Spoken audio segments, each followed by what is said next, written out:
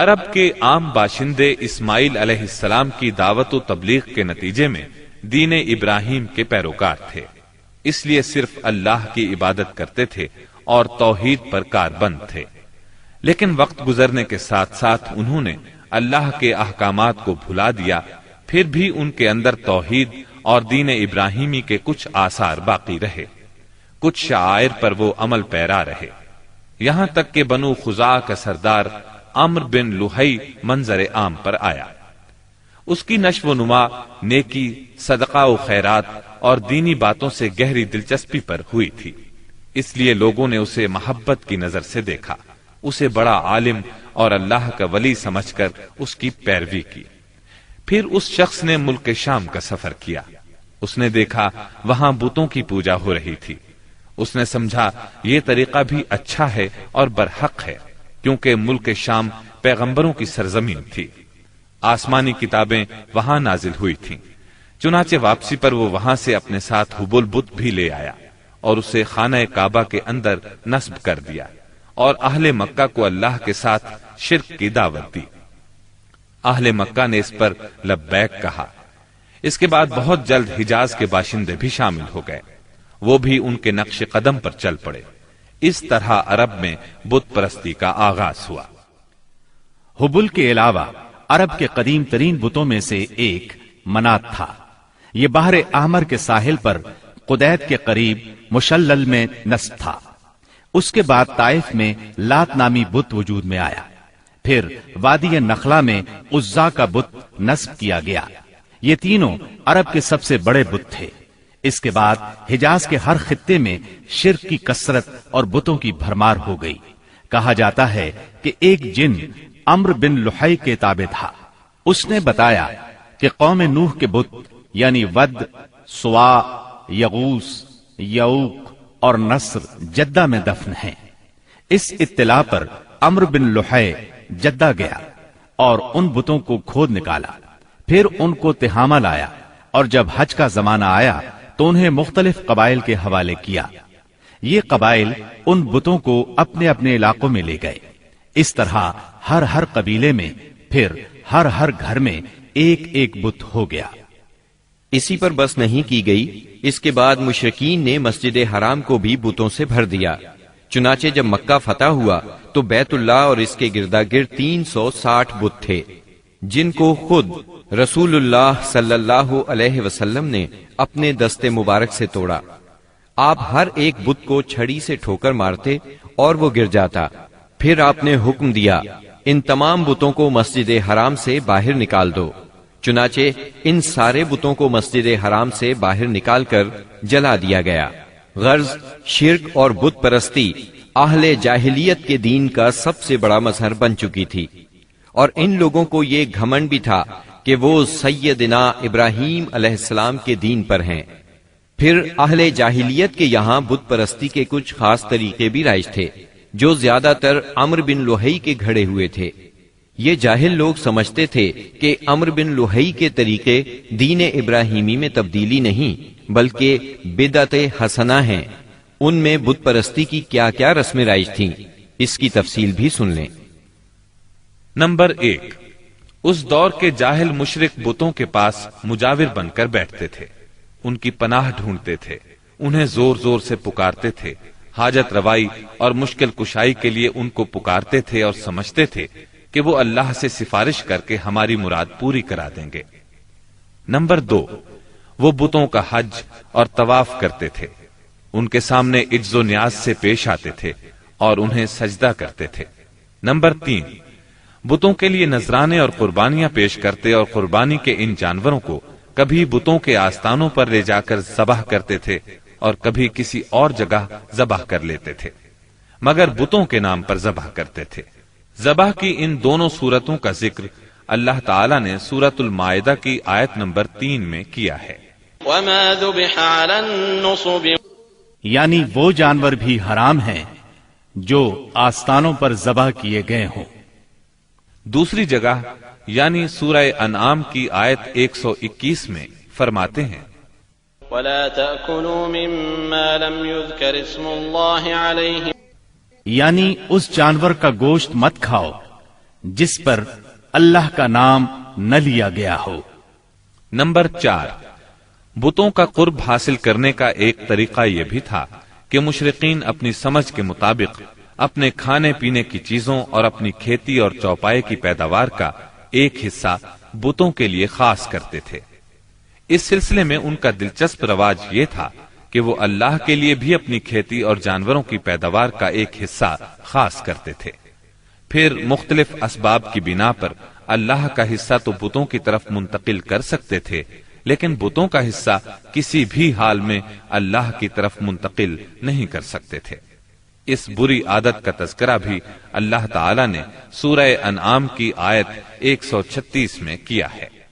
وَجَعَلُوا لِلَّهِ مِمَّا ذَرَأَ مِنَ الْحَرْثِ وَالْأَنْعَامِ نَصِيبًا فَقَالُوا هَذَا لِلَّهِ بِزَعْمِهِمْ وَهَذَا لِشُرَكَائِنَا فَمَا كَانَ لِشُرَكَائِهِمْ فَلَا يَصِلُ إِلَى اللَّهِ وَمَا كَانَ لِلَّهِ فَهُوَ يَصِلُ إِلَى شُرَكَائِهِمْ سَاءَ مَا يَحْكُمُونَ۔ अल्लाह ने जो खेती और चौपाए पैदा किए हैं उसका एक हिस्सा उन्होंने अल्लाह के लिए मुकर्रर किया और बज़ामे खुद कहते हैं कि ये अल्लाह के लिए है और ये हमारे शुरका के लिए है। तो जो उनके शुरका के लिए होता है वो तो अल्लाह के लिए नहीं पहुंचता, मगर जो अल्लाह के लिए होता है वो उनके शुरका तक पहुंच जाता है। कितना बुरा है वो फैसला जो ये लोग करते हैं।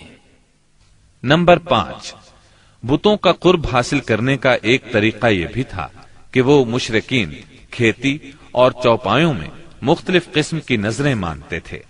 अल्लाह ताला सूरह अनआम की आयत 138 में फरमाते हैं, وَقَالُوا هَذِهِ أَنْعَامٌ وَحَرْثٌ حِجْرٌ لَا يَطْعَمُهَا إِلَّا مَن نَّشَاءُ بِزَعْمِهِمْ وَأَنْعَامٌ حُرِّمَتْ ظُهُورُهَا وَأَنْعَامٌ لَا يَذْكُرُونَ اسْمَ اللَّهِ عَلَيْهَا افْتِرَاءً عَلَيْهِ۔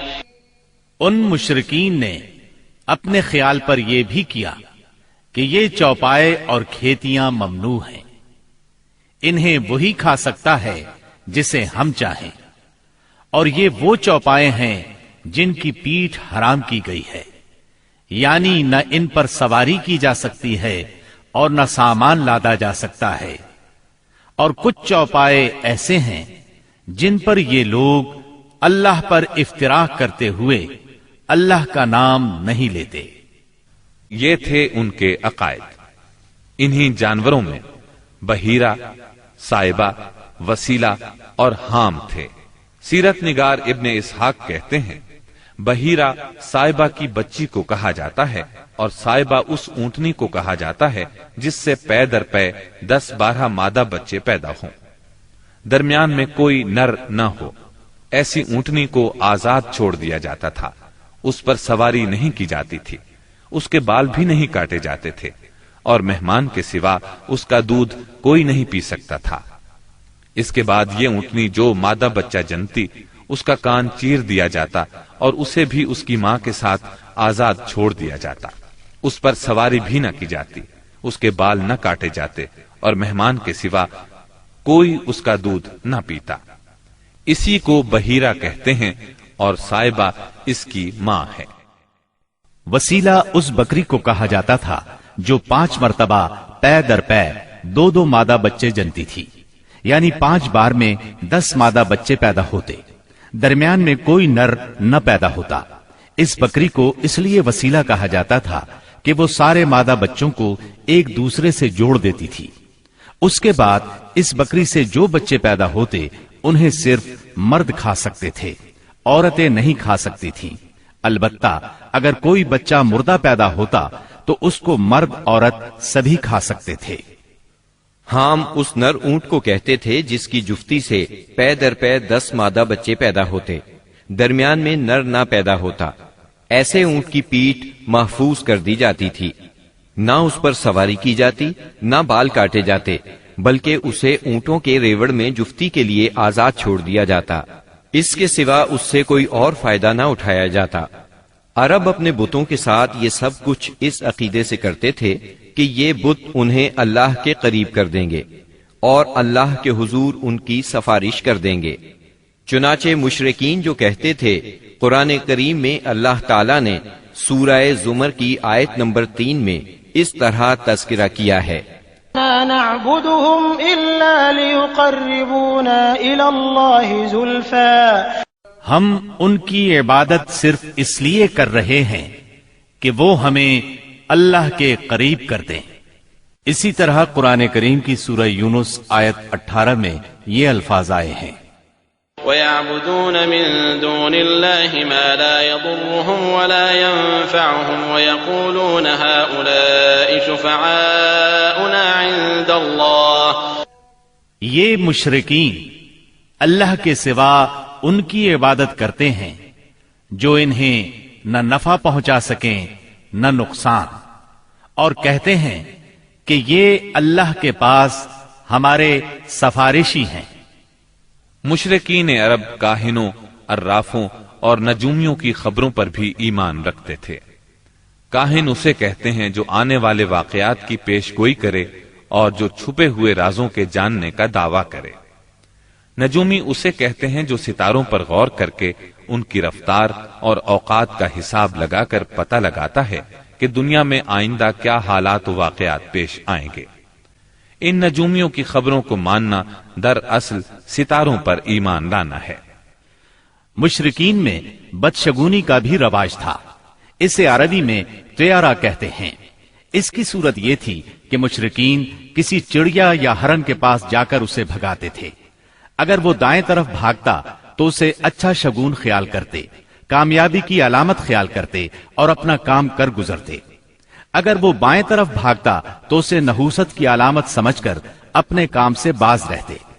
اسی طرح اگر کوئی چڑیا یا جانور راستہ کاٹ دیتا تو اس کو منحوس خیال کرتے۔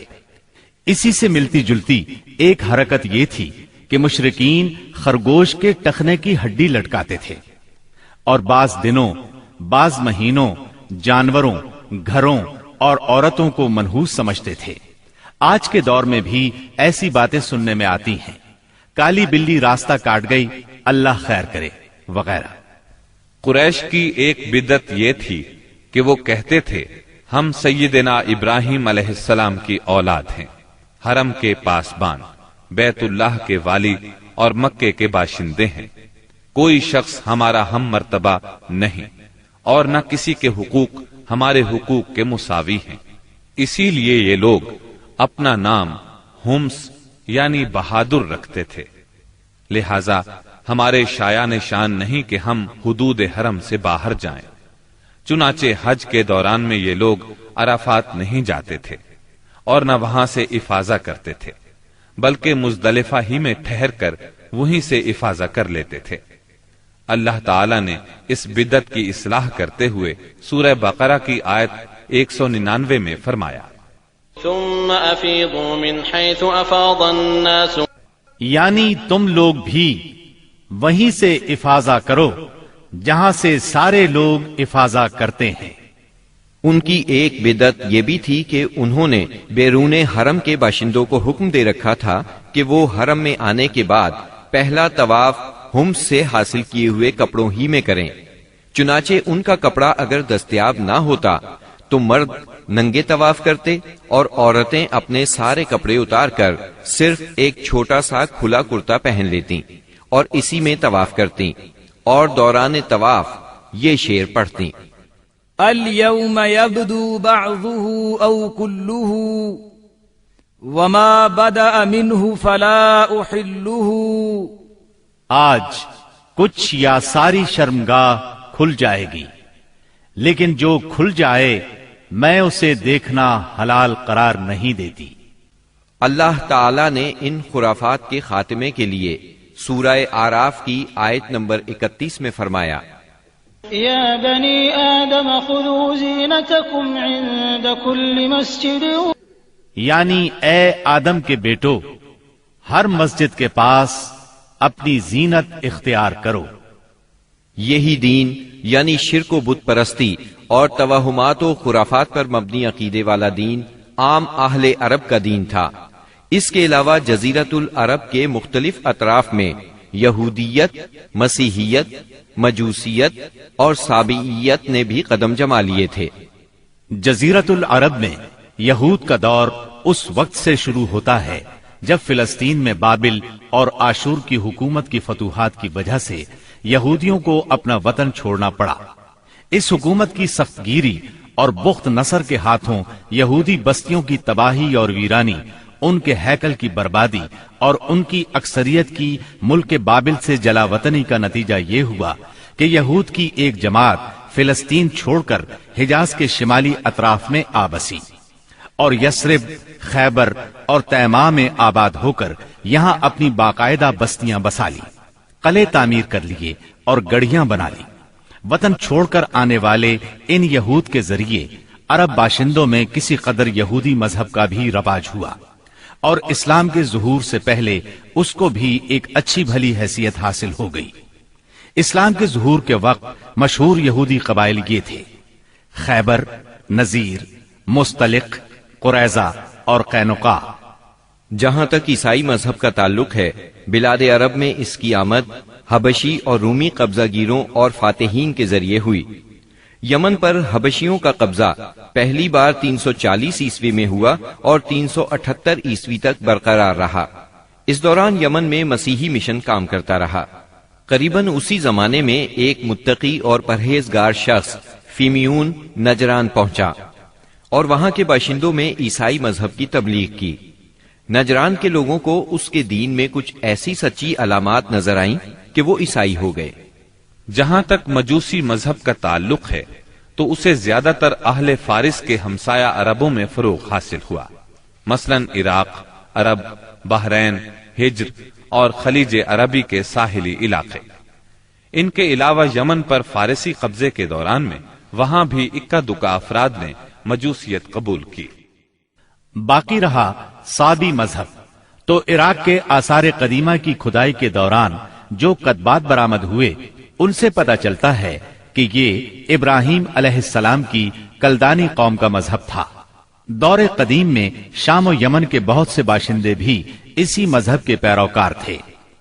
عرب کے باقی دینوں کے ماننے والوں کا حال مشرکین ہی جیسا تھا، کیونکہ ان کے دل یکساں تھے، عقائد ایک سے تھے اور رسم و رواج میں ہم آہنگی تھی۔